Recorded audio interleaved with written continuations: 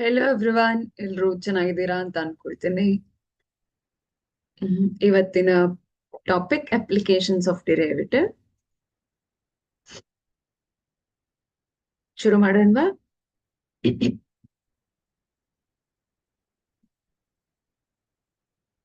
ಏನೇನು ಓದಿದೀವಿ ಅಂತ ನೋಡೋಣ. So if a quantity y varies with another quantity x, satisfying some rule, which is written as y is equal to f of x, then dy by dx, derivative of y or f dash of x, represents the rate of change of y with respect to x. And if it is at x is equal to 0, or f dash of x represents the rate of change of y with respect to x at x is equal to x naught. X naught under some value for x. Okay, na? If two variables x and y are varying with respect to another variable t, like if x is equal to f of t and y is equal to g of t, then by chain rule we solve. Chain rule ಅಂತ ಇದೆ, ಅದ್ರ ಮೇಲೆ solve ಮಾಡ್ತೀವಿ. ಯಾವುದು? ಈ rate of change of any variable with respect to any variable. ಓಕೆನಾ? So d y by d x ನ ಹೇಗೆ ರೆಪ್ರೆಸೆಂಟ್ ಮಾಡ್ತೀವಿ? D y by d t divided by dt by dx. So if dy by dt is not, dx by dt is not equal to 0. Denominator 0 ಆಗೋ ಹಾಗಿಲ್ಲ ಅಲ್ವಾ? Denominator 0 ಆದ್ರೆ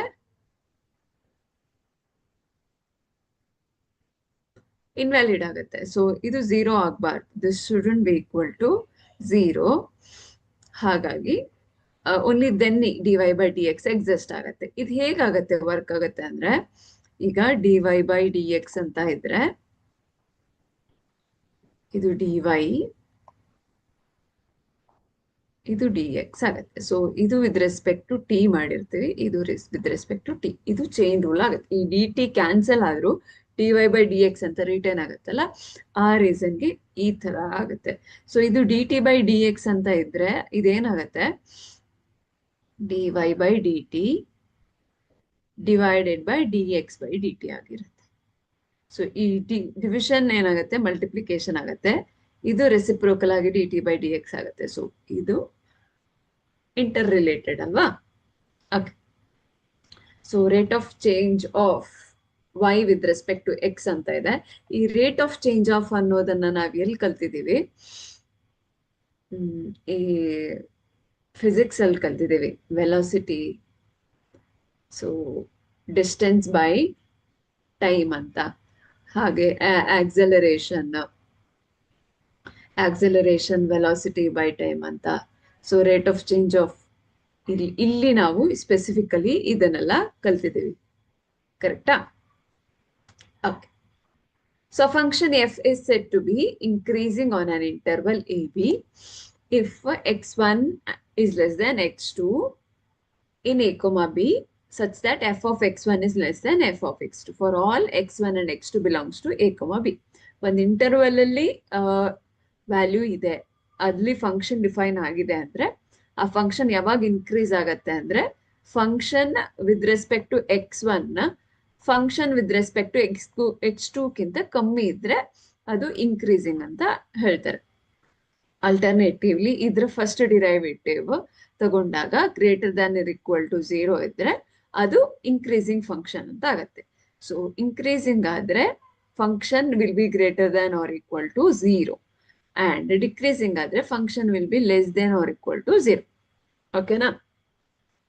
and constant ಇದ್ರೆ ಅದನ್ನ critical point ಅಂತ ಹೇಳ್ತೀವಿ. ಇಲ್ಲಿ ನೋಡಿದ್ವಿ decreasing on a comma b if x1 is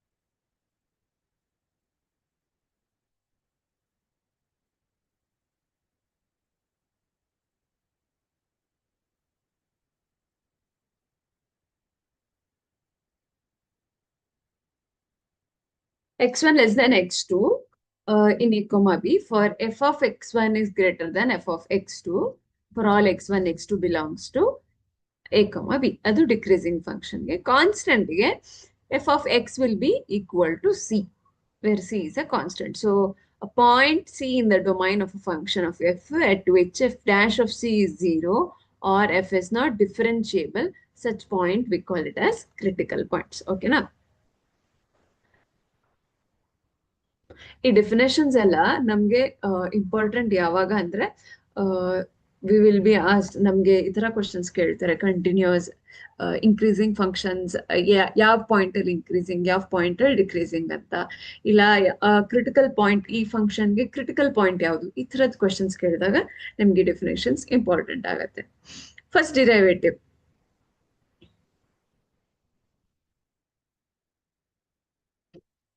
If function is defined in an open interval I and it is continuous at critical point. Critical point ನೋಡಿ, ನಾವು last slide ಅಲ್ಲಿ ಕಲ್ತಿದ್ದೀವಿ. ಕ್ರಿಟಿಕಲ್ ಪಾಯಿಂಟ್ ಅಂದ್ರೆ ಅವಾಗ F dash of C will be 0. C is a critical point ಅಲ್ವಾ? Critical point ಅಲ್ಲಿ continuous ಆಗಿದ್ರೆ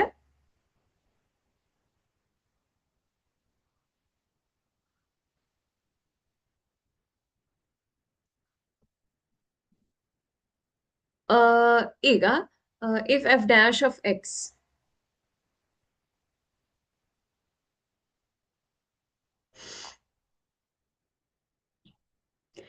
f dash of x changes sign from positive to negative as x increases through c. ಈಗ ಒಂದು critical point ಇದೆ ಅಂತ ಅಂದ್ರೆ ಈ through C increase ಆದ ಹಾಗೆ ಇದು ಪಾಸಿಟಿವ್ ವ್ಯಾಲ್ಯೂ ಆಗಿರುತ್ತೆ. So f dash of x will be greater than 0 at every sufficiently close to or to the left of c. ಅಂದ್ರೆ ಈ ಪಾಯಿಂಟ್ಗೆ f dash of x increasing ಆಗ್ತಾ ಹೋದಾಗೆ ಪಾಸಿಟಿವ್ ಆಗ್ತಾ ಇರುತ್ತೆ. And f dash of x less than 0 at every point sufficiently close to and to the right of c, then c is called point of local maxima. ಇದನ್ನ local maxima ಅಂತ ಹೇಳ್ತಾರೆ. ಓಕೆನಾ? In case f dash of x change ಆಗುತ್ತೆ from negative to positive ಅಂದ್ರೆ negative to positive change ಆಗ್ತಾ ಇದೆ as x increases through c and f dash of x is less than 0 ಇದ್ರೆ sufficiently close or close to left of c ಇರುತ್ತೆ. f dash of x greater than 0 ಇದೆ, close to or right of c ಇರುತ್ತೆ, ಅದಕ್ಕೆ local minima ಅಂತ ಹೇಳ್ತಾರೆ. So this is local minima and this is local maxima. So if f dash of x doesn't change sign as x increases through c, c is neither local maxima nor local minima. ಎರಡು ಇದು increase ಇದು sign change ಆಗ್ತಾ ಇಲ್ಲ ಅಂತ ಆದ್ರೆ local maxima ಕೂಡ ಆಗುದಿಲ್ಲ, local minima ಕೂಡ ಆಗುದಿಲ್ಲ. ಬಟ್ ಆ ಪಾಯಿಂಟ್ ಅನ್ನ ಪಾಯಿಂಟ್ ಆಫ್ ಇನ್ಫ್ಲೆಕ್ಷನ್ ಅಂತ ಕರೀತಾರೆ. ಸೊ ಇಷ್ಟು ಫಸ್ಟ್ ಡಿರೈವೇಟಿವ್ ಟೆಸ್ಟ್ ಅಲ್ಲಿ ಇದೆ. ಇನ್ನು ಸೆಕೆಂಡ್ ಡಿರೈವೇಟಿವ್ ಟೆಸ್ಟ್ ಅಲ್ಲಿ ಏನಿದೆ, function is defined on I, c critical point ಇದೆ and f is twice differentiable ಅಲ್ವಾ, ಎರಡ್ ಸತಿ ಸೆಕೆಂಡ್ ಡಿರೈವೇಟಿವ್ ಅಂದ್ರೆ. So x is equal to c ಅಲ್ಲಿ ಲೋಕಲ್ ಮ್ಯಾಕ್ಸಿಮಾ ಆಗುತ್ತೆ. f dash of c 0, f double dash of c is less than 0 ಆಗುತ್ತೆ. So ಅದು local maximum value of ಆಗುತ್ತೆ.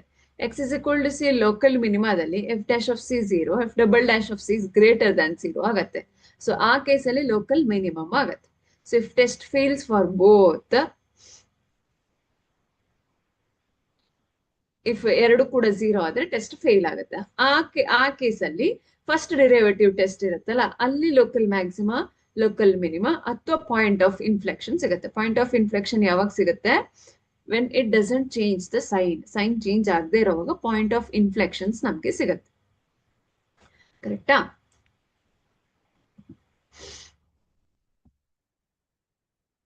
ಇನ್ನು ಏನೇನ್ ರೂಲ್ಸ್ ಇದೆ, for all critical points of s in the interval, if f dash of x is equal to 0 and f is not differentiable, first maximum ಮತ್ತೆ ಮಿನಿಮಾಗೆ working rule ಇರೋದು.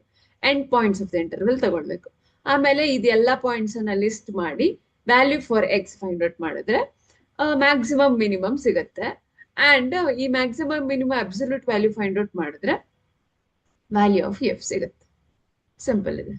ಇದಿಷ್ಟು major ಆಗಿ application of derivatives ಅಲ್ಲಿ ಇದೆ. ಇದ್ರಲ್ಲಿ ಯಾವ ತರ ಕ್ವಶನ್ಸ್ ಬರುತ್ತೆ ಅಂದ್ರೆ, ಇದರಲ್ಲಿ ನಿಮ್ಗೆ ತುಂಬಾ ಇಂಪಾರ್ಟೆಂಟ್, ನಿಮ್ಗೆ ಥರೋ ಆಗಿ ಗೊತ್ತಿರ್ಬೇಕಾಗಿರೋದು ಈ ಏರಿಯಾ, ವಾಲ್ಯೂಮ್, ಸರ್ಫೇಸ್ ಏರಿಯಾ, ಇದೆಲ್ಲ ತುಂಬಾ ಇಂಪಾರ್ಟೆಂಟ್. ಯಾಕಂದ್ರೆ ಇಲ್ಲಿ ಸರ್ಫೇಸ್ ಏರಿಯಾದಲ್ಲಿ ಆಗ್ಲಿ, ಈಗ ಸರ್ಫೇಸ್ ಏರಿಯಾದಲ್ಲಿ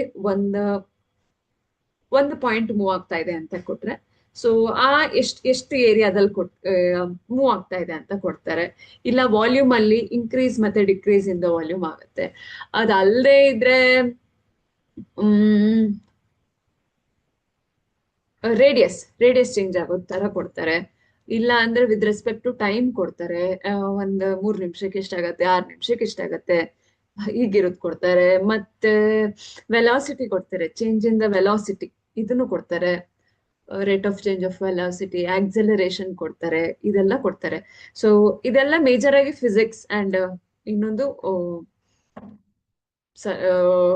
ಪ್ರಾಬ್ಲಮ್ಸ್ ಆನ್ ವಾಲ್ಯೂಮ್ಸ್ ಇರುತ್ತಲ್ಲ, ಅದ್ರ ಮೇಲೆ ಡಿಪೆಂಡ್ ಆಗಿರುತ್ತೆ. ಎಸ್ಪೆಷಲಿ ಫಾರ್ಮುಲಾಸ್ ತುಂಬಾ ತುಂಬಾ ಇಂಪಾರ್ಟೆಂಟ್ ಆಗಿರುತ್ತೆ. ಓಕೆ, ನೋಡೋಣ ಏನೇನಿದೆ ಅಂತ ಕ್ವೆಶನ್ಸ್ ಅಲ್ಲಿ. ಇವತ್ತಿಗೆ ಎಷ್ಟು ಕ್ವೆಶನ್ ಸಾಲ್ವ್ ಮಾಡಕ್ಕಾಗತ್ತೆ ಅಂತಾನು ನೋಡೋಣ. Radius of cylinder is increasing, ನಾ ಹೇಳಿದೆ ಅಲ್ವಾ. ರೇಡಿಯಸ್ ಈಗ ಸಿಲಿಂಡರ್ದು ವಾಲ್ಯೂಮ್ ಹೇಗೆ ಅಂತ ನಮ್ಗೆ ಗೊತ್ತಿರ್ಬೇಕು. And it's height is decreasing. ನೋಡಿ, ರೇಡಿಯಸ್ ಇನ್ಕ್ರೀಸ್ ಆಗ್ತಾ ಇದೆ, ಹೈಟ್ ಡಿಕ್ರೀಸ್ ಆಗ್ತಾ ಇದೆ. Rate of change of volume when radius is 4 centimetre, height is 6 centimetre ಅಂತ ಕೊಟ್ಟಿದ್ದಾರೆ.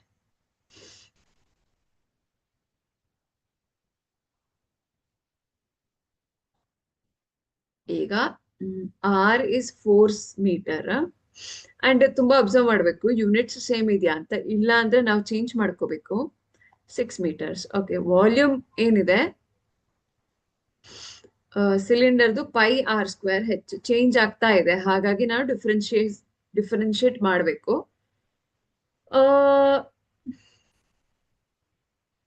It is with respect to 2 term ಇದೆ, ಸೊ ಚೈನ್ ರೂಲ್ ಯೂಸ್ ಮಾಡಬೇಕು. T ಮಾಡೋಣ. ಸೊ dv/dt ಈಸ್ π ಹಾಗೆ ಉಳಿಯುತ್ತೆ. ಇದ್ರದ್ದು differentiation 2r dr/dt and ಹೆಚ್ಚದು dh/dt ಆಗುತ್ತೆ. ಕರೆಕ್ಟಾ? ಇನ್ನು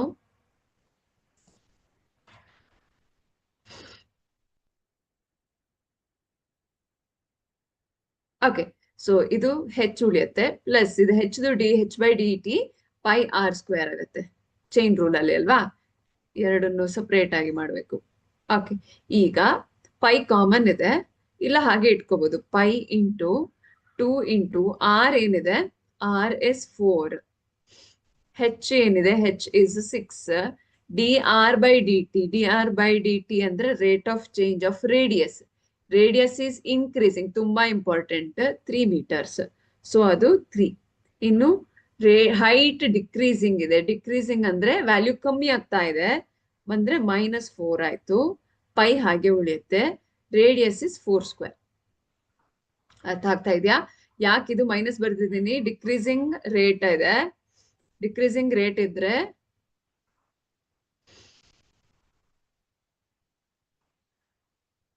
ಸೊ ಡಿಕ್ರೀಸಿಂಗ್ ರೇಟ್ ಇದೆ, ಇನ್ಕ್ರೀಸಿಂಗ್ ರೇಟ್ dr/dt ಇನ್ಕ್ರೀಸಿಂಗ್ ಇದೆ, ಹಾಗಾಗಿ 3.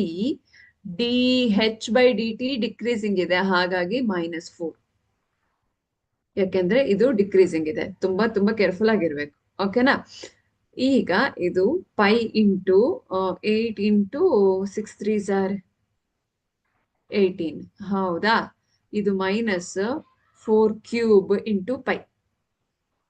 So 8 8s are 64, 6 8 1s are 8, 144 π -4 4s are 16, 16 4s are 64 π ಆಯ್ತು. ಸೊ 144 minus 64 ಅಂದ್ರೆ 4 minus 4 0,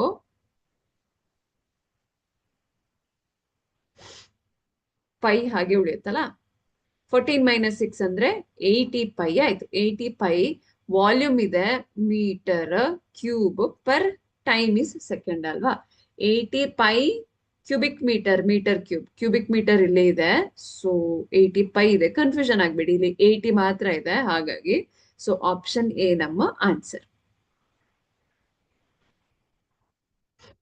ನಾನಿಲ್ಲಿ ವಾಲ್ಯೂಮ್ ಅನ್ನ ಯಾಕೆ differentiation with respect to t ಮಾಡಿದ್ದೀನಿ ಅಂದ್ರೆ, ಆರ್ ಕೂಡ ವೇರಿಯೇಬಲ್, ಹೆಚ್ ಕೂಡ ವೇರಿಯೇಬಲ್. ಇಲ್ಲಿ ಆರ್ ಇನ್ಕ್ರೀಸಿಂಗ್ ಆಗ್ತಾ ಇದೆ, ಹೆಚ್ ಡಿಕ್ರೀಸಿಂಗ್ ಆಗ್ತಾ ಇದೆ. ಹಾಗಾಗಿ ನಾನು ವಿತ್ ರೆಸ್ಪೆಕ್ಟ್ ಟು ಟಿ ಮಾಡಿರೋದು, ವಿತ್ ರೆಸ್ಪೆಕ್ಟ್ ಟು ಟೈಮ್ ಮಾಡಿರೋದು. ಅಂಡ್ ಇಲ್ಲಿ ಕೂಡ ಟೈಮ್ ಕೊಟ್ಟಿದ್ದಾರೆ with respect to same seconds ಇದೆ. So I can take the variable as t. So ಇದು ಡಿ ಬೈ ಡಿ ಟಿ ಈ ತರ ಮಾಡಿದ್ದೇನೆ. ಓಕೆನಾ?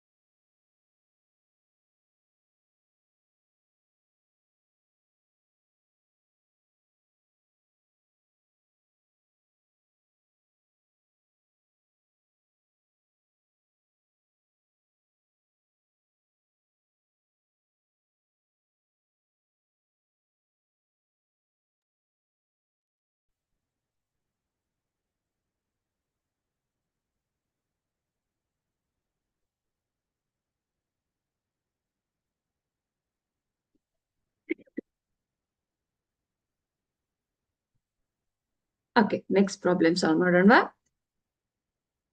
Rate of change of the surface area of a sphere of radius r when radius is increasing at the rate of 2 centimeter per second. Radius increase ಆಗ್ತಾ ಇದೆ ಅಂದ್ರೆ dr by dt rate of change of radius. ಹೌದಾ? 2 centimetre per second. Surface area ಏನು of a sphere? S is equal to 4 pi r square. ಕರೆಕ್ಟಾ? So ಇದು d s by d t ಏನಾಗತ್ತೆ? D by d t of 4 pi r square ಆಗತ್ತೆ. ಅಂದ್ರೆ 4 pi ಹಾಗೆ ಉಳಿಯುತ್ತೆ. ಇದು 2 r d r by d t ಆಗುತ್ತೆ. Correct ಇದೆಯಾ? ಎಸ್. ಈಗ 4 2s are 8 pi.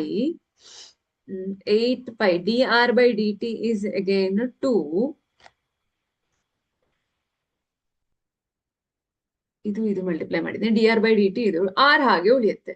ಹಾಗಾಗಿ 8 2s are 16 pi r ಆಯ್ತು. ಸೊ ಇದೇನು d s by d t. ಅವ್ರು ಏನ್ ಕೇಳಿದ್ದಾರೆ? Rate of change of surface area of a sphere, ಅಂದ್ರೆ rate of changes for surface of the sphere radius is increasing is proportional. Proportional ಅಂದ್ರೆ r. Correct? So ds by dt is proportional to r. So option C.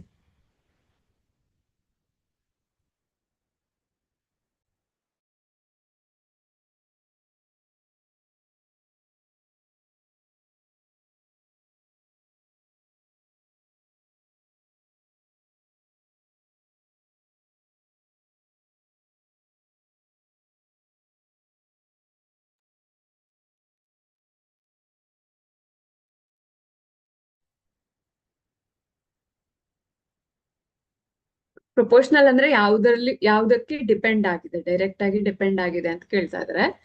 ಇಲ್ಲಿ divided by R ಅಂತ ಇದ್ರೆ ಅದು inversely proportional ಆಗುತ್ತೆ. ಆದ್ರೆ ಇದು divided ಇಲ್ಲ, numerator ಇದೆ. ಸೊ ಇದು ಡೈರೆಕ್ಟ್ಲಿ ಪ್ರೊಪೋರ್ಷನಲ್ ಟು ಆರ್ ಅಂತ ಆಗುತ್ತೆ. So option C.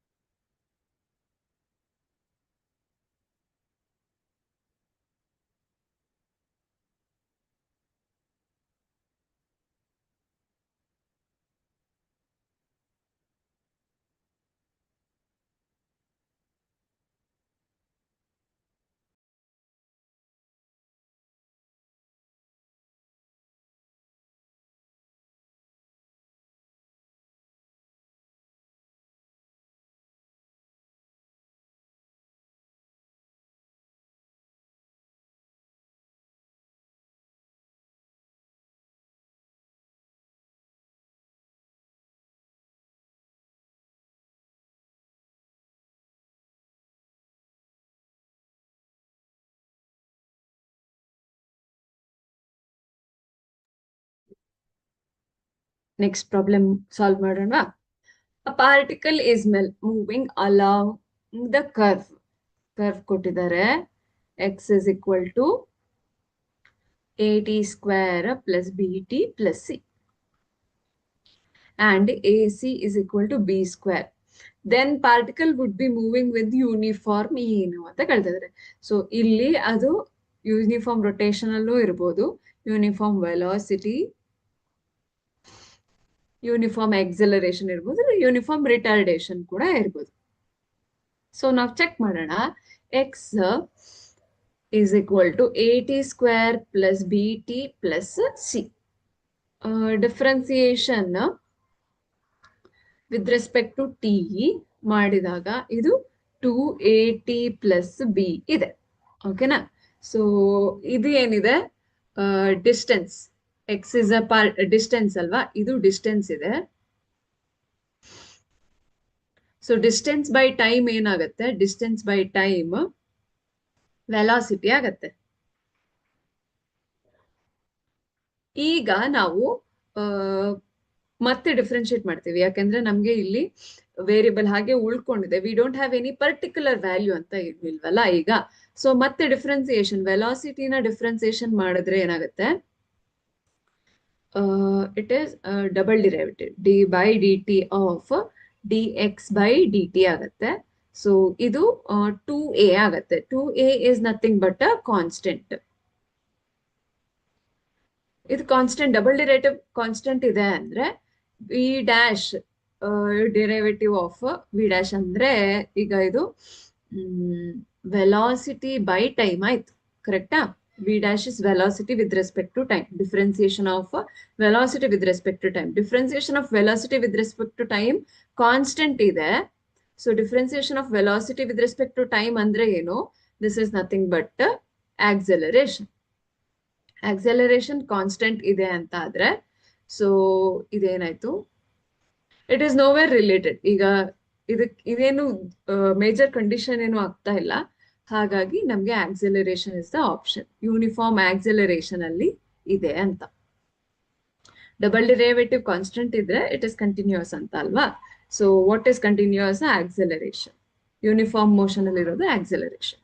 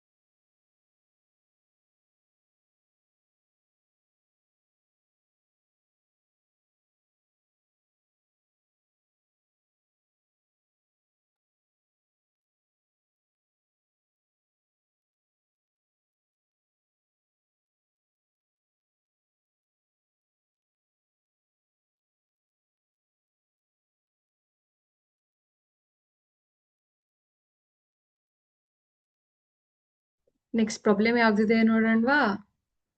Distance x meters covered by a body in t seconds is given by x is equal to 3t square minus 8t plus 5. Body will stop after. ಎಷ್ಟು time ಆದ್ಮೇಲೆ body stop ಆಗತ್ತೆ ಅಂತ ಕೇಳ್ತಿದ್ದಾರೆ.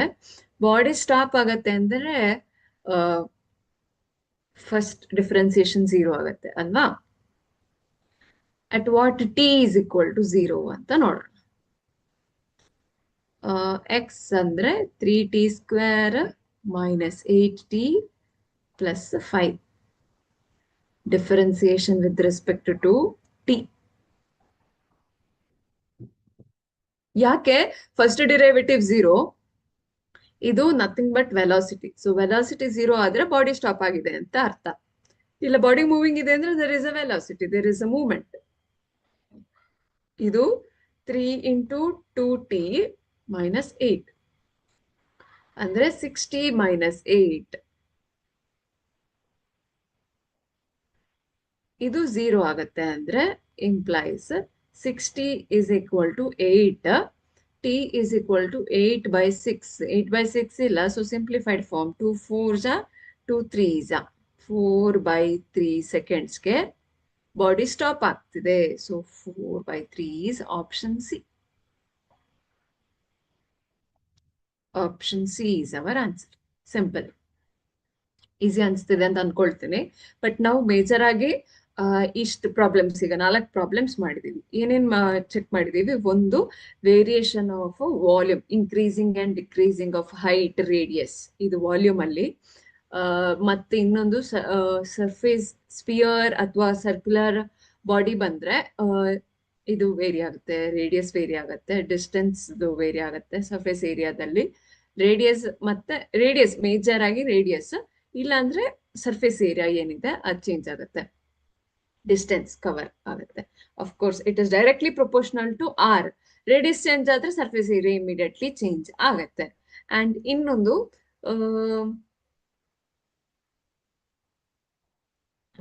ನಾವು problem ಮಾಡಿರೋದು with respect to velocity ಮತ್ತೆ acceleration. ಈಗಲೂ ಅದೇ ಮಾಡ್ತಿದ್ದೀವಿ. ವೆಲಾಸಿಟಿ, ಡಿಸ್ಟೆನ್ಸ್ ಬೈ ಟೈಮ್ ಬಂದ್ರೆ ವೆಲಾಸಿಟಿನೇ ಆಗುತ್ತೆ. ಸೊ ಬಾಡಿ ಸ್ಟಾಪ್ ಆಗ್ತಿದೆ ಅಂದ್ರೆ ಅಲ್ಲಿ ಮೂವ್ಮೆಂಟ್ ಇಲ್ಲ ಅನ್ನೋದು ನಮ್ಗೆ ನೆನಪಾಗ್ಬೇಕು. ಅವಾಗ velocity 0. Velocity is nothing but rate of change of distance with respect to time, ಅಂದ್ರೆ dx by dt. ಈಗ ಎಕ್ಸ್ ಮೀಟರ್ಸ್ ಅಂದ್ರೆ ಅದು ಎಕ್ಸ್ ಇಸ್ ಅ ಡಿಸ್ಟೆನ್ಸ್ ಅಲ್ವಾ? ಸೊ ಅದನ್ನ ವಿತ್ ರೆಸ್ಪೆಕ್ಟ್ ಟು ಟೈಮ್ ನಾವು ಡಿಫ್ರೆನ್ಶಿಯೇಟ್ ಮಾಡಿದಾಗ ನಮ್ಗೆ ವೆಲಾಸಿಟಿ ಸಿಗುತ್ತೆ. ಸೊ ಈ ಕಾನ್ಸೆಪ್ಟ್ ಇಷ್ಟು ನಿಮ್ಗೆ ಬೇಸಿಕ್ಸ್ ಅರ್ಥ ಆದ್ರೆ ಪ್ರಾಬ್ಲಮ್ ಸಾಲ್ವ್ ಮಾಡೋದು ಈಸಿ ಆಗುತ್ತೆ ಅಂತ ಮತ್ತೆ ಸ್ಟ್ರೆಸ್ ಮಾಡಿ ಹೇಳ್ತಾ ಇದ್ದೀನಿ. ಓಕೆನಾ? ನೆಕ್ಸ್ಟ್ ಪ್ರಾಬ್ಲಮ್ ಮಾಡ್ತಿದ್ದೀನಿ. Moving alongside the x axis there are 2 points. Okay, 2 point ಇದೆ ಅಂತ ಹೇಳ್ತಿದ್ದಾರೆ. X is equal to 10 plus 60, x is equal to 3 plus t square ಅಂತ ಇದೆ. 2 ಎಕ್ಸ್ ಇದೆ, ಎಕ್ಸ್ ಎಕ್ಸೆಸ್ ಅಲ್ಲಿ ಮೂವ್ ಆಗ್ತಾ ಇದ್ದಾರೆ. ಇದು ಎಕ್ಸ್ ಆಕ್ಸಿಸ್ ಅಲ್ವಾ? ಇಲ್ಲಿ 2 ಎಕ್ಸ್ ಇದೆ. The speed with which they are reaching to each other, ಇದು ಸ್ಪೀಡ್ ಅಂದ್ರೆ ವೆಲಾಸಿಟಿ 1, ವೆಲಾಸಿಟಿ 2. ಇದೆರಡು ಈಚ್ ಅದರ್ಗೆ ರೀಚ್ ಆಗ್ತಿದೆ ಅಂತೆ. At the time of encounter, ಎಷ್ಟು ಟೈಮ್ಗೆ, ಯಾವ ಟೈಮ್ ಅಲ್ಲಿ ಇದು ರೀಚ್ ಆಗ್ತಿದೆ ಅಂತ. ಇದಕ್ಕೆ ನಾವು ರಿಲೇಟಿವ್ ವೆಲಾಸಿಟಿ ಅಂತ ಹೇಳ್ತೀವಿ. ರಿಲೇಟಿವ್ ವೆಲಾಸಿಟಿ ಅಂದ್ರೆ ಈ 2 ಪಾಯಿಂಟ್ ಇದೆಯಲ್ಲ, ಇದು ಸೇಮ್ ವೆಲಾಸಿಟಿಲಿ ಮೂವ್ ಆಗ್ಬೇಕು ಅಂತ ಏನಿಲ್ಲ. ಒಂದು ಸ್ಪೀಡ್ ಜಾಸ್ತಿ ಇರ್ಬೋದು, ಒಂದು ಸ್ಪೀಡ್ ಕಡಿಮೆ ಇರ್ಬೋದು. ಸೊ ಒಂದು ಪಾಯಿಂಟ್ ಆಫ್ ಟೈಮ್ ಅಲ್ಲಿ ಅದೆರಡು ಮೀಟ್ ಆಗೋ ಚಾನ್ಸಸ್ ಇದೆ. So relative velocity is v1, ಇದು ಡಿಫರೆನ್ಸ್ v2, ಅಂದ್ರೆ v1 ಮೈನಸ್ v2 ಮಾಡಿದ್ರೆ ರಿಲೇಟಿವ್ ವೆಲಾಸಿಟಿ ಸಿಗತ್ತೆ. ಇದನ್ನ ಹೇಗ್ ಮಾಡೋದು? ಒಂದೆರಡು ಸ್ಟೆಪ್ ಇದೆ. ಫಸ್ಟ್ ನಾವು ವೆಲಾಸಿಟಿ ಫೈಂಡ್ ಔಟ್ ಮಾಡ್ಬೇಕು. ಯಾಕಂದ್ರೆ ಇದು ಡಿಸ್ಟೆನ್ಸ್ ಕೊಟ್ಟಿದ್ದಾರೆ. ನಾನು x1 ಅಂತ ತಗೊಳ್ತೀನಿ. 10 plus 60, ಹೌದಾ? So dx1 by dt is equal to ಏನಾಗುತ್ತೆ? 6 ಆಗತ್ತೆ. ಇದು 6 meter per second first point ಅಲ್ಲಿ ಇದೆ. ಸೆಕೆಂಡ್ ಪಾಯಿಂಟ್ x2 ಎಷ್ಟಿದೆ? 3t square ಇದೆ. ಸಾರಿ, 3 plus t square ಇದೆ ಅಲ್ವಾ? ಸೊ dx2 by dt ಏನಾಗತ್ತೆ? 2t ಆಗತ್ತೆ. So there is some point t. ಈಗ ಇದು ಈಚ್ ಅದರ್ ಮೀಟ್ ಆಗತ್ತೆ ಅಂದ್ರೆ ಒಂದು ಪಾಯಿಂಟ್ ಅಲ್ಲಿ x1 x2 ಮೀಟ್ ಆಗತ್ತೆ, ಕರೆಕ್ಟಾ? ಅವಾಗ 10 plus 60 will be equal to 3 plus t square ಆಯ್ತು. ಒಂದು ಪಾಯಿಂಟ್ ಅಲ್ಲಿ ಈಗ ಇವೆರಡು ಮೂವ್ ಆಗ್ತಾ ಇದೆ. ಈ ಪಾಯಿಂಟ್ ಅಲ್ಲಿ x1 x2 ಮೀಟ್ ಆಗ್ತಿದೆ, ಅದಾದ್ಮೇಲೆ ಮತ್ತೆ ಮೂವ್ ಆಗ್ತಿದೆ ಅಂತ ಆದ್ರೆ ಇದು ಪಾಯಿಂಟ್ ಅಲ್ಲಿ ಈಕ್ವಲ್ ಇರುತ್ತೆ x1 ಮತ್ತೆ x2. ಈಗ ಇದೇನಾಯ್ತು? t square minus 60 minus 7 is equal to 0. t minus 70 ಅಲ್ಲ, t square minus 70 plus t minus 7 plus 1 is minus 6 ಹಾಗೂ minus 7 ಆಗುತ್ತೆ. minus 7 is equal to 0. t into t minus 7 plus 1 into t minus 7 is equal to 0. ಅಂದ್ರೆ t minus 7 is 0 or t plus 1 is 0. Time ಯಾವತ್ತಾದ್ರೂ negative ಆಗತ್ತಾ? ಇಲ್ಲ. So t is equal to 7 ಆಗುತ್ತೆ. t is equal to -1 ಆಗಲ್ಲ, ಯಾಕಂದ್ರೆ time cannot be less than 0. So t is equal to 7 ಗೆ ಆಗತ್ತೆ. ಅವಾಗ 2 into 7 is equal to 14 ಆಗುತ್ತೆ, 14 ಮೀಟರ್ ಪರ್ ಸೆಕೆಂಡ್. ಈಗ ನಮ್ಗೆ ರಿಲೇಟಿವ್ ವೆಲಾಸಿಟಿ ಬೇಕು. Relative velocity is nothing but 14 minus 6. ಇಲ್ಲಿ ಡಿಫ್ರೆನ್ಸ್ ಯಾಕೆ ಬರ್ದೆ ಅಂದ್ರೆ ನಮ್ಗೆ V1 ಫಾಸ್ಟ್ ಇದೆಯಾ V2 ಫಾಸ್ಟ್ ಇದೆಯಾ ಅಂತ ನಮ್ಗೆ ಗೊತ್ತಿಲ್ಲ ಅಲ್ವಾ, ಆ ರೀಸನ್ಗೆ.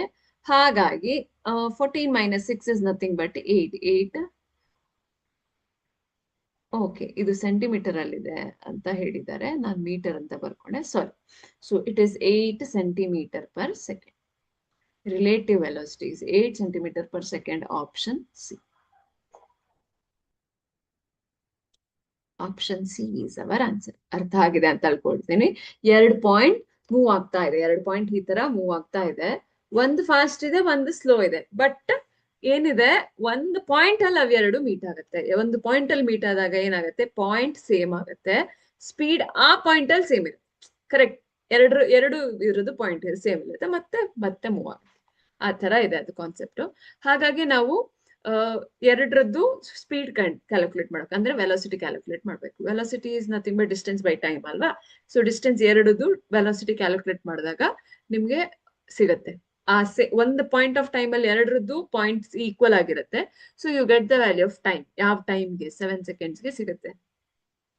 ಅವಾಗ ವೆಲಾಸಿಟಿ ಎಷ್ಟಿರುತ್ತೆ, 14 ಇರುತ್ತೆ. ಯಾವ್ದ್ರದ್ದು, 0.2 ಇದು. ಫಸ್ಟ್ ಒನ್ ಇದು 6 ಸೆಂಟಿಮೀಟರ್ ಪರ್ ಸೆಕೆಂಡ್ ಇರುತ್ತೆ. ಹಾಗಾಗಿ ರಿಲೇಟಿವ್ ವೆಲಾಸಿಟಿ ಎಷ್ಟಾಗುತ್ತೆ, 8 ಸೆಂಟಿಮೀಟರ್ ರಿಲೇಟಿವ್ ವೆಲಾಸಿಟಿ. ಆ ಪಾಯಿಂಟ್ಗಿಂತ ಈ ಪಾಯಿಂಟ್ ಎಷ್ಟು ಸ್ಪೀಡ್ ಅಲ್ಲಿ, ಎಷ್ಟು ವೆಲಾಸಿಟಿ ಇದೆ ಅಂತ.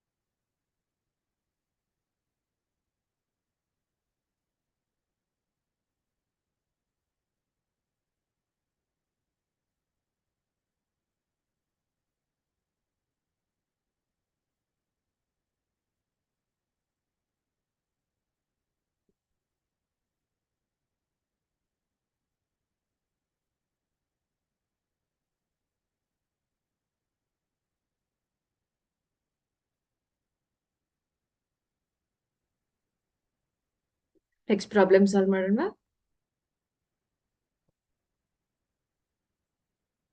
Function f of x is equal to 1 minus x cube minus x power 5 is decreasing. Decreasing function ಆದ್ರೆ f dash of 0 is less than f dash of 0 will be less than 0 ಆಗುತ್ತೆ.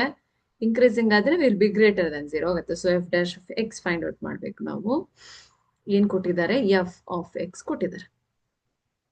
f of x is 1 minus x cube minus X power 5 ಅಲ್ವಾ. ಈಗ F dash of X ಏನಾಗುತ್ತೆ, 1 0 minus 3x² ಆಗುತ್ತೆ, minus 5x² ಆಯ್ತು. ಸೊ ಇದೇನಾಗುತ್ತೆ, minus of 3x² plus 5x⁴. ಕರೆಕ್ಟಾ. ಇದು ಲೆಸ್ ದೆನ್ 0 ಆಗಿಬಿಡುತ್ತೆ ಯಾವಾಗ ಇಟ್ ಇಸ್ ಡಿಕ್ರೀಸಿಂಗ್ ಆದ್ರೆ. ಅವಾಗ ಇದೇನಾಗತ್ತೆ, ನಾನು ಮೈನಸ್ ಅನ್ನ ರಿಮೂವ್ ಮಾಡಿದ್ರೆ ಇದು ಚೇಂಜ್ ಆಗುತ್ತೆ, ಲೆಸ್ ದನ್ ಇರೋದು ಗ್ರೇಟರ್ ದನ್ ಆಗಿಬಿಡುತ್ತೆ, ಸೈನ್ ಚೇಂಜ್ ಆಗುತ್ತೆ. So 3x² plus 5x⁴ is greater than 0 ಅಂತ ಆಗತ್ತೆ. ಅಂದ್ರೆ ಈಗ x² is greater than 0, x⁴ is greater than 0 ಅಂತ ಬರುತ್ತೆ. ಹೌದಾ.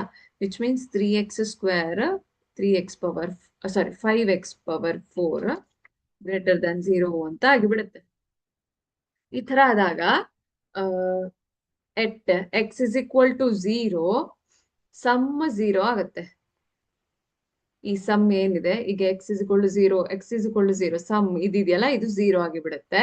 So x not equal to 0 ಆದ್ರೆ ಇದು 3x² plus 5x⁴ greater than 0 ಅಂತ ಆಗತ್ತೆ.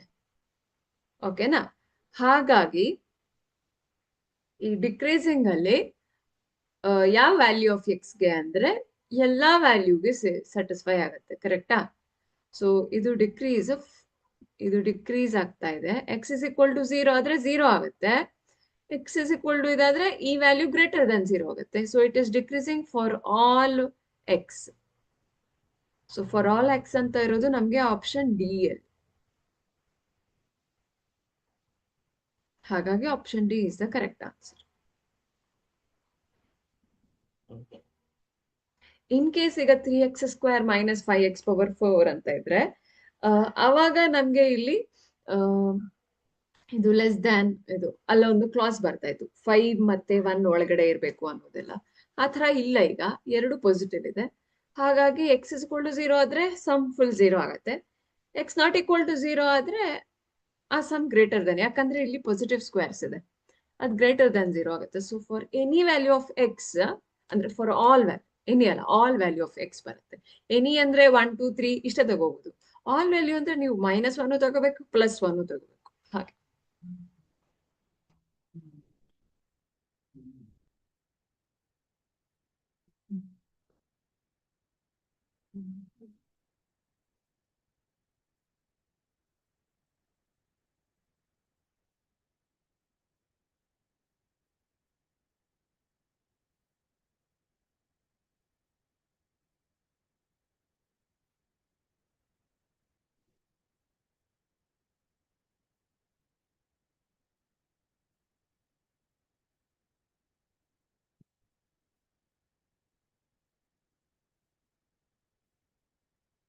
ಓಕೆನಾ? ನೆಕ್ಸ್ಟ್ ಪ್ರಾಬ್ಲಮ್ ಸಾಲ್ವ್ ಮಾಡೋಣ.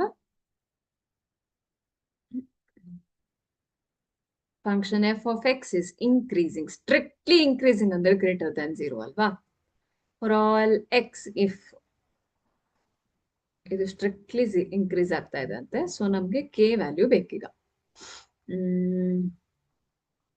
F of x x³ + 6x² + 9 + 2k into x + 1. Okay, ಇದು ಎಫ್ ಡ್ಯಾಶ್ ಆಫ್ ಎಕ್ಸ್ ಮಾಡ್ತೀನಿ. 3x² + 6 into 2x + 9 + 2k ಮಾತ್ರ ಉಳಿಯುತ್ತೆ, ಯಾಕಂದ್ರೆ x ವ್ಯಾಲ್ಯೂ 1. ಕರೆಕ್ಟಾ? ಬ್ರಾಕೆಟ್ ಹಾಕೊಂಡ್ಬಿಡಿ, ಕನ್ಫ್ಯೂಷನ್ಸ್ ಯಾಕೆ. ಇದೇನಾಗುತ್ತೆ? 3x² + 12x + 9 + 2k. ಇದು ನಿಮ್ಗೆ ಈಗ ಎಕ್ಸ್ ಫೈಂಡ್ ಔಟ್ ಮಾಡ್ಬೇಕು ಅಂದ್ರೆ ಈ b² - 4ac ಹಾಕೋಣ. What is b²? 12² - 4, a is 3, c is nothing but 9 + 2k. Strictly increasing ಅಂದ್ರೆ ಇಟ್ ಇಸ್ ಗ್ರೇಟರ್ ದನ್ 0 ಅಲ್ವಾ? Which is equal to 144 - 12 into 9 + 2k greater than 0. 144 is 12². ಸೊ ನಾನು 12 ಕಾಮನ್ ತಗೊಂಡ್ರೆ 12 minus of 9 + 2k is greater than 0 ಆಯ್ತು ಅಲ್ವಾ? 12 ಹೋಗುತ್ತೆ. So 12 - 9 - 2k is greater than 0 ಆದ್ರೆ 12 - 9 is 3. So 3 - 2k is greater than 0. Strictly increasing ಆಗಿರೋದ್ರಿಂದ 3 is greater than 2k. k is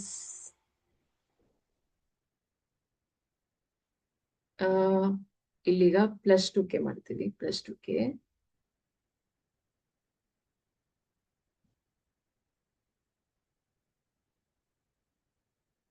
ಈ sign change ಆಗುತ್ತೆ, ಸೈನ್ ಚೇಂಜ್ ಆಗತ್ತಲ್ಲ.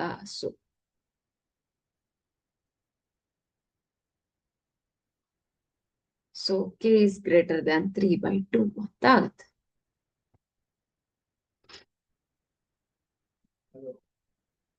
It is increasing to so less than 2k.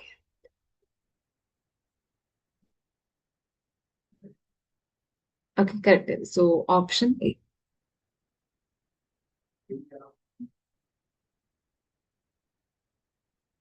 ಇದು confusion ಆಗತ್ತೆ ಅಂದ್ರೆ ನಾನೇನ್ ಮಾಡ್ತೀನಿ, ಈ ತ್ರೀನ ಈ ಕಡೆ ಹಾಕ್ತೀನಿ. ಅವಾಗ ಏನಾಗುತ್ತೆ, -2k ಇಸ್ ಗ್ರೇಟರ್ ದನ್ -3 ಆಗುತ್ತೆ. ಇದೆರಡು ಪಾಸಿಟಿವ್ ಮಾಡಬೇಕು ಅಂತ ಅಂದ್ರೆ ಮೈನಸ್ ಮಲ್ಟಿಪ್ಲೈ ಮಾಡಿದ್ರೆ 2k is greater Dhan 3. So k is greater Dhan 3/2. ಇದು ಸಿಂಪಲ್ ಆಗುತ್ತೆ.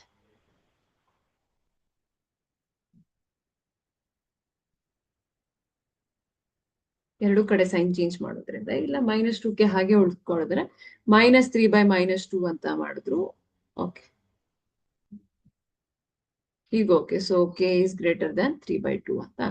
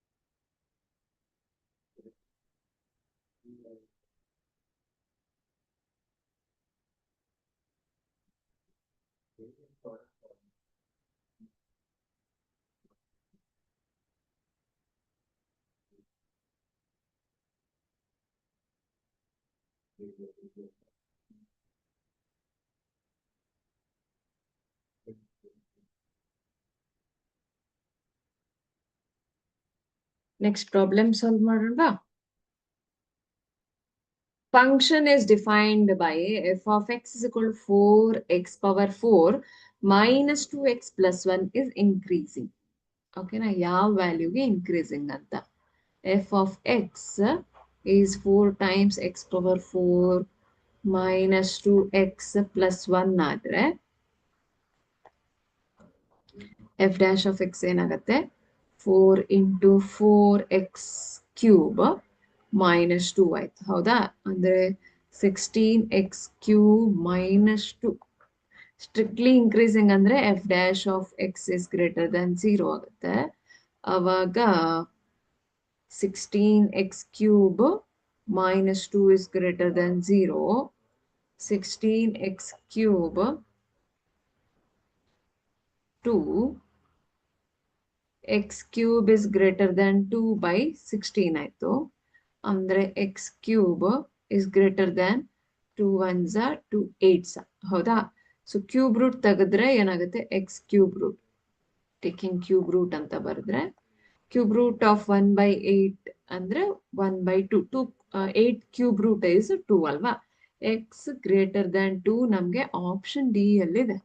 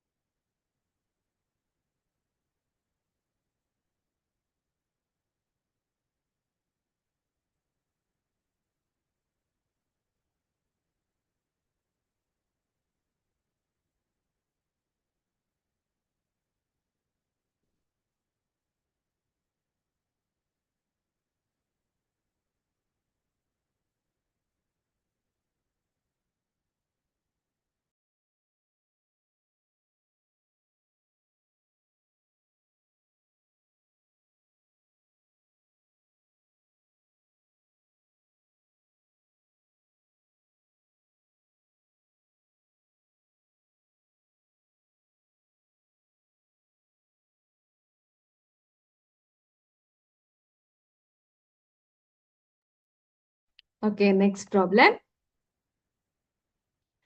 The function f of x is equal to log of 1 plus x minus 2x by 2 plus x is increasing. F of x is equal to log of 1 plus x minus 2x by 2 plus x. ಈಗ ಇದನ್ನ differentiation ಮಾಡೋಣ. ಇದು u by v formula ಇದೆ. Differentiation of u by v d by d x of u by v ಇದ್ರೆ ಏನಾಗುತ್ತೆ, v into u dash minus u into v dash by v square. ನೆನ್ಪಿದ್ಯಾ? Log differentiation of log ಇದೆ x, log x ಅಂತ ಇದ್ರೆ ಏನಾಗುತ್ತೆ 1 by X. ಹಾಗಾಗಿ ಅದನ್ನ ಇಲ್ಲಿ ಡೈರೆಕ್ಟ್ ಆಗಿ ಅಪ್ಲೈ ಮಾಡ್ಲಾ? ಡೈರೆಕ್ಟ್ ಆಗಿ ಅಪ್ಲೈ ಮಾಡ್ತೀನಿ. ಲಾಗ್ ಡಿಫ್ರೆನ್ಸಿಯೇಷನ್ ಆಗಿ ಏನಾಗುತ್ತೆ 1 ಬೈ 1 ಪ್ಲಸ್ ಎಕ್ಸ್ ಆಗುತ್ತೆ. ಹಾಗೂ X differentiation 1 plus X differentiation ಕೂಡ ಮಾಡಬೇಕು. ಯಾಕಂದ್ರೆ 1 by X into X differentiation 1. ಹಾಗೆ differentiation of 1 0, 0 plus X differentiation 1. Major ಆಗಿ ಏನು ಡಿಫ್ರೆನ್ಸ್ ಆಗಲ್ಲ. ಈಗ ಇರೋದು ನೋಡಿ 2 ಪ್ಲಸ್ ಎಕ್ಸ್ ಹೋಲ್ ಸ್ಕ್ವೇರ್. ಇದು 2 ಪ್ಲಸ್ ಎಕ್ಸ್ ಹಾಗೆ ಉಳಿಯುತ್ತೆ ಇಂಟು 2. ಯಾಕಂದ್ರೆ ಇದ್ರ differentiation X differentiation 1 minus 2x into ಮತ್ತೆ 2 ಇದು ಡಿಫ್ರೆನ್ಸಿಯೇಷನ್ 0, ಎಕ್ಸ್ ಡಿಫ್ರೆನ್ಸಿಯೇಷನ್ 1. ಕರೆಕ್ಟಾ? ಈಗ 1 ಬೈ 1 ಪ್ಲಸ್ ಎಕ್ಸ್ ಮೈನಸ್ ಇದು 2 into 2 4 plus 2x minus 2x ಆಯ್ತು by 2 plus X whole square. ಇದು 0 ಆಯ್ತಾ? ಇದು 4 ಉಳಿತು. ಇದೇನಾಯ್ತು 1 by 1 plus X minus 4 by 2 plus X whole square ಆಯ್ತು. ಈಗ ಇದು ಇನ್ಕ್ರೀಸಿಂಗ್ ಅಂದ್ರೆ ಎಫ್ ಡ್ಯಾಶ್ ಆಫ್ ಎಕ್ಸ್ ಏನಾಗತ್ತೆ 0 ಆಗತ್ತೆ. F dash of x is greater than 0 ಆಗತ್ತೆ. ಅವಾಗ 1 by 1 plus X minus 4 by 2 plus X square is greater than 0 ಅಂತ ಆದ್ರೆ 1 by 1 plus X is greater than 4 by 2 plus X square. Cross multiply ಮಾಡ್ತೀನಿ. ಇದು ಈ ಕಡೆ ಹೋಗುತ್ತೆ, ಇದು ಈ ಕಡೆ ಹೋಗುತ್ತೆ. ಅವಾಗ ಏನಾಗುತ್ತೆ ಇದು 2 plus X whole square is greater than 4 into 1 plus X ಆಯ್ತು. ಅಂದ್ರೆ 2 square plus X square plus 2 into 2x is greater than 4 plus 4x ಆಯ್ತು. ಎಲ್ಲ ಈ ಕಡೆ ತಗೊಂಡ್ ಬಂದ್ರೆ ಇದು X square plus 4x plus 4 minus 4 minus 4x is greater than 0 ಆಗತ್ತೆ. 4x cancel, minus 4 plus 4 cancel, X square is greater than 0 ಅಂದ್ರೆ X not equal to 0 ಆಗತ್ತೆ. For all x not equal to 0 ಅನ್ನೋ option ಇಲ್ಲ ನಮ್ಗೆ. ಹಾಗಾಗಿ option D ತಗೊಳ್ಳೋಣ. ಇಲ್ಲಿ including ಮಾಡಿದ್ದಾರೆ, ನಾಟ್ ಈಕ್ವಲ್ ಟು ಬರೀ 0ಗೆ ತಗೊಳ್ಳಿಲ್ಲ. ನನ್ ಆಫ್ ದೀಸ್ ಅಂತ ತಗೊಳ್ಬೇಕಾಗತ್ತೆ. ಏನು ಮಾಡಕ್ಕಾಗಲ್ಲ.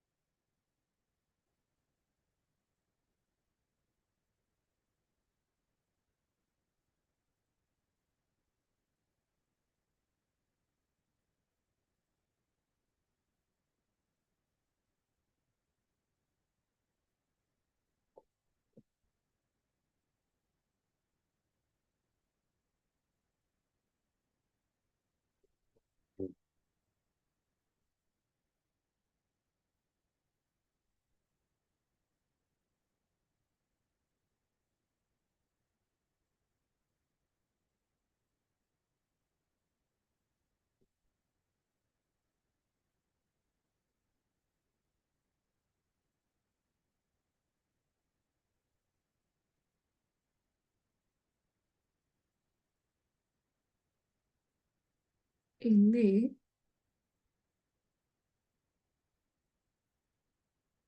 ಎಕ್ಸ್ ನಾಟ್ ಈಕ್ವಲ್ ಟು 0 ಇದೆ.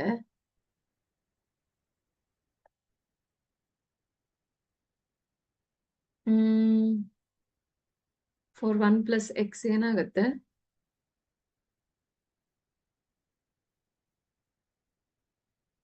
ಒನ್ ಪ್ಲಸ್ ಎಕ್ಸ್ ಕೂಡ ಗ್ರೇಟರ್ ದನ್ 0 ಬಂದಾಗ ಎಕ್ಸ್ ಇಸ್ -1 ಬರುತ್ತೆ. X great not equal to 0 for 1 plus x option a ಆಗುತ್ತೆ. Very very sorry.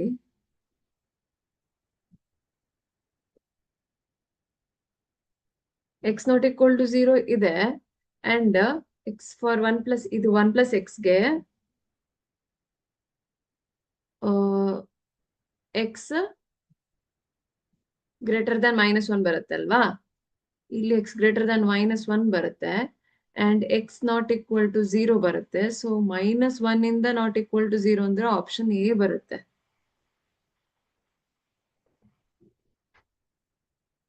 Sorry.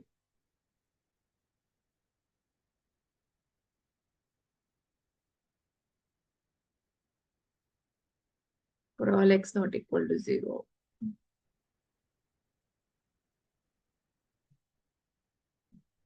F dash of x greater than 0 ಅಂದ್ರೆ x greater than -1 ಬರುತ್ತೆ.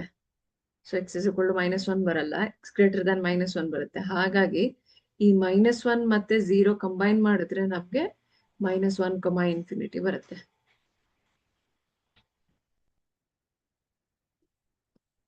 Okay, next problem solve ಮಾಡೋಣ. Function f of x is equal to tan inverse of sin x plus cos x. So f of x tan inverse of sin x plus cos x. So tan inverse x do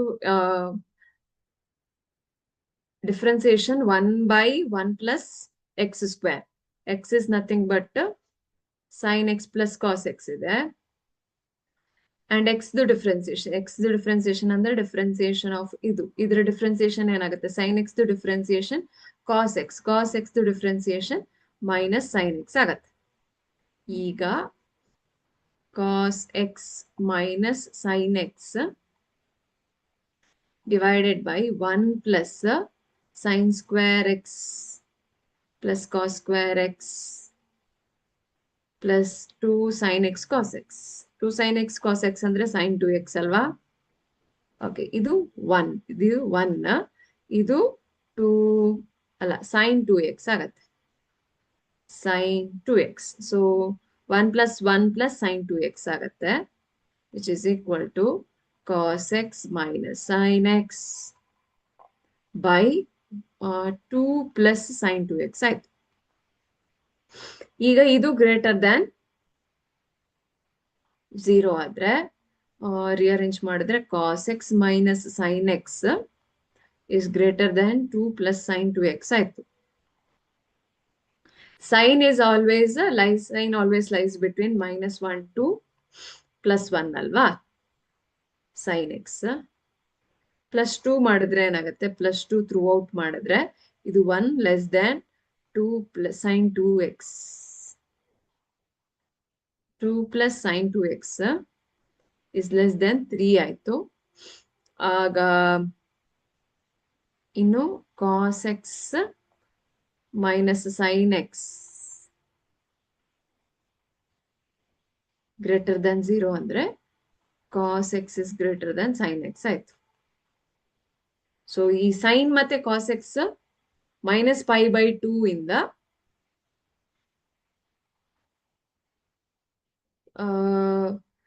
cos x ಜಾಸ್ತಿ ಆಗಿರೋದ್ರಿಂದ cos pi is -1, cos π/2 is 0. ಹಾಗಾಗಿ π/4 ತನಕ ಆಗತ್ತೆ. So -π/2 ಇಂದ π/4 ತನಕ ಆಗತ್ತೆ. -π/2 to π/2 ಇದೆ. π/4 ಇದ್ರೆ ಆಪ್ಷನ್ಸ್ ಆಗ್ತಿತ್ತು. -π/2 ಇಂದ ಇಲ್ಲ ಆಗಿರೋದ್ರಿಂದ option d is the answer.